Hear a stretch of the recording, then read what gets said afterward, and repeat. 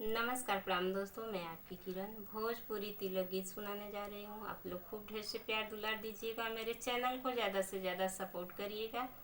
Comment box में ज़रूर बताइएगा मेरा ये तिलक गीत कैसा लगा। दही खाला तिलक करू साले हो ऐसन दहिया ना खैले हो बाहो ऐसन दहिया नहीं देखले हो बाहो। मम्मी तोहर ना जमले होई है हो दीदी ना चखले होई है हो। दही खाला समाधि साले हो ऐसन दहिया ना खैले हो बहो ऐसन दहिया ना देखले हो बहो।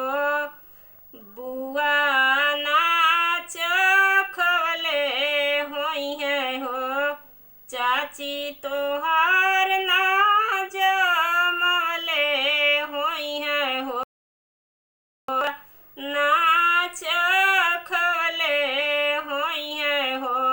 बुआ ना चखले होई है हो। हमारी नगरिया तिलक आई गैला हो दहिया तू ही चखीला हो दहिया साले चखीला हो दहिया साले देखीला हो।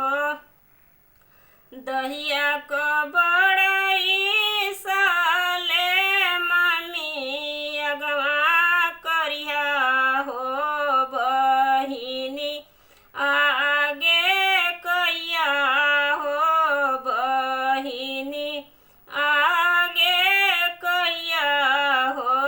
दही खाला तिलक करू साले हो ऐसन दहिया ना खैले हो बहो ऐसन दहिया ना चखले हो बहो ऐसन दहिया ना चखले